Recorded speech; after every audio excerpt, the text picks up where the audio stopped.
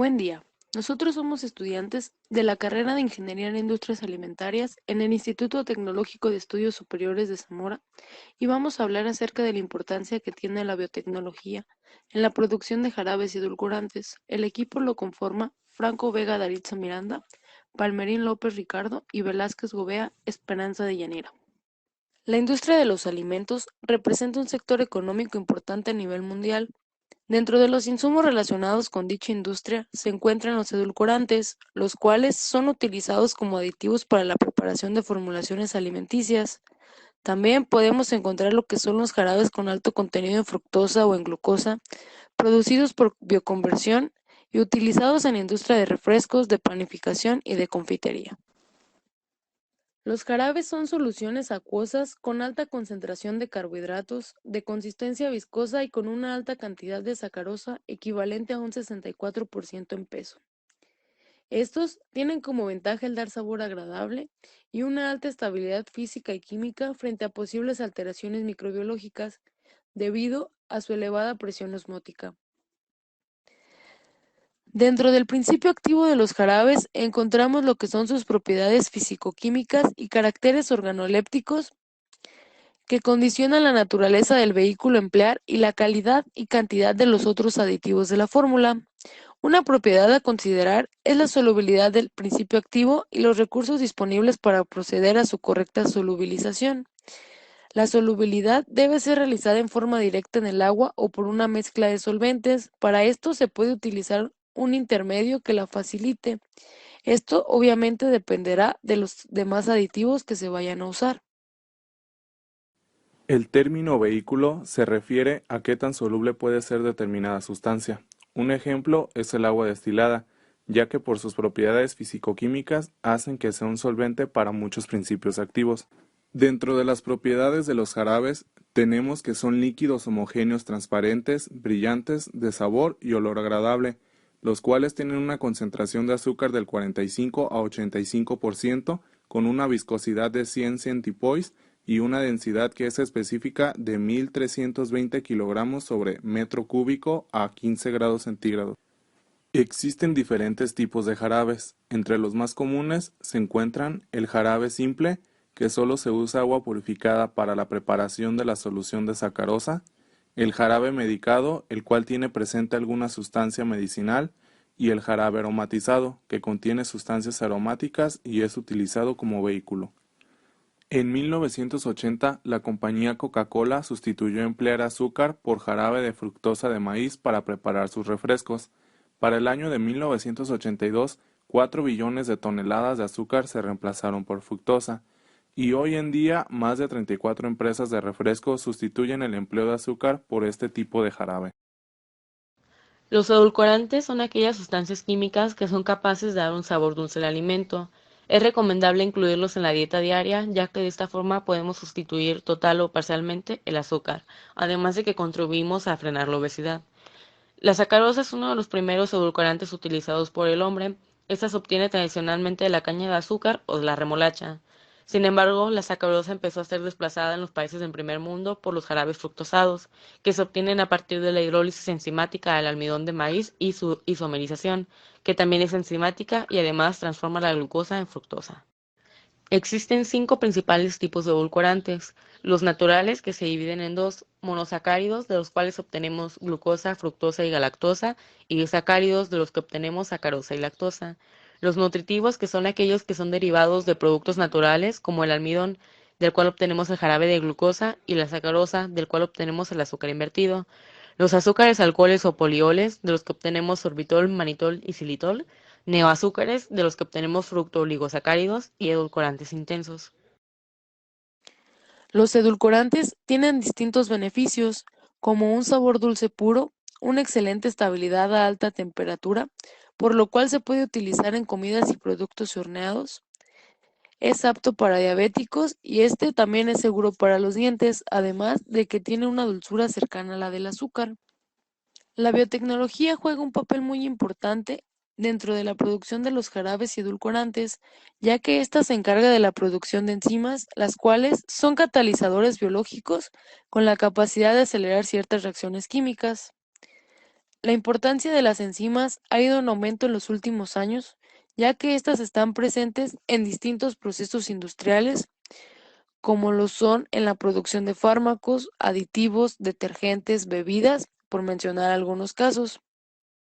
Una de las enzimas involucradas en la producción de jarabes es la enzima invertasa, la cual provoca la inversión de la sacarosa mediante hidrólisis para producir fructosa y glucosa, aumentando la solubilidad de la solución y obteniéndose un sabor más dulce.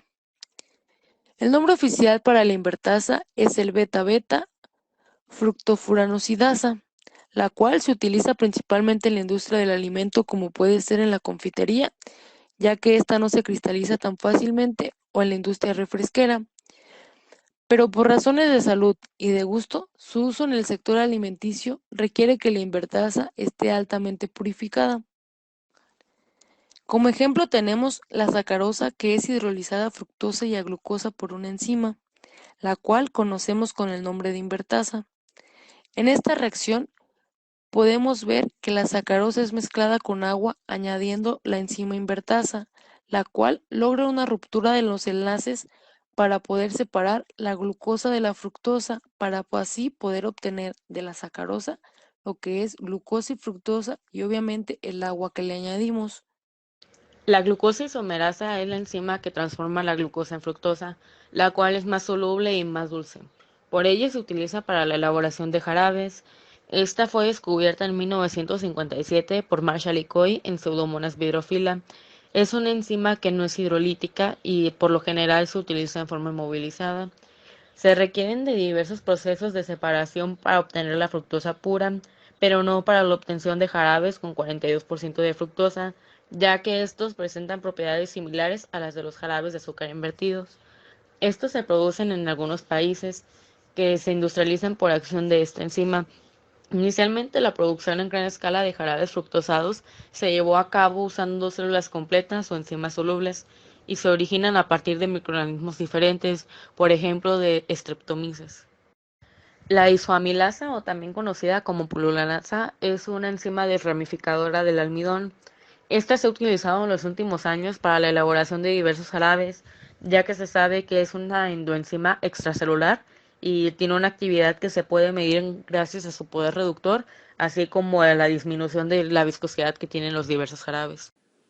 El proceso para obtener un jarabe comienza con la selección de la materia prima madura y con bajo contenido en humedad. Después se extrae el azúcar a condiciones acuosas mediante calentamiento y agitación. Posteriormente se filtra lo obtenido para poder separar el bagazo, y al líquido obtenido se le adiciona un ácido ligeramente débil hasta obtener un pH de 2. Posteriormente se agrega una lechada de cal para poder lograr un pH neutro, y esto se calienta de 60 a 80 grados centígrados.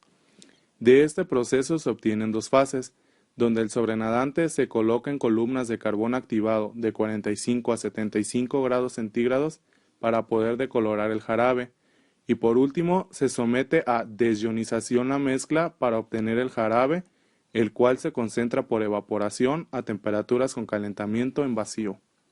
Para la producción de edulcorantes se requieren distintos procesos, esto dependiendo del edulcorante que se vaya a producir. Por ejemplo, en el edulcorante stevia se deben convertir las plantas en cristales y polvo para su consumo. Primero, las hojas de stevia deben ser recogidas y secadas a la sombra con una humedad en torno a un 7 u 8%. Después, estas hojas deben ser trituradas por una trituradora industrial. Después se continúa con extracción del esteviocidio, en marmitas de vapor a una temperatura aproximadamente de 60 grados centígrados. Tras la extracción, sigue un proceso de pretratamiento con filtros, con el objetivo de retener las partículas de mayor tamaño, que son las que pueden saturar las membranas que se utilizarán posteriormente. Se utilizan filtros de diferentes tamaños, desde 20 micras a 1 micra, así como carbón activado. La siguiente etapa es el proceso de microfiltración y se lleva a cabo para eliminar algunos pigmentos y sustancias de alto peso molecular mediante membranas de ultrafiltración. Este proceso permite obtener un 20% de concentrado y un 80% de diluido. La membrana retiene el concentrado obtenido, que vuelve a ser mezclado con agua y sometido nuevamente al proceso para asegurar la extracción óptima de los edulcorantes. Por su parte, el diluido pasa a un nuevo proceso mediante membranas de nanofiltración, que repite el mismo proceso y obtiene los mismos resultados que la etapa anterior. Se obtiene un concentrado del 20% que se vuelve a mezclar con agua para ser sometido por segunda vez al proceso y un 80% de diluido que es enviado al siguiente proceso de extracción.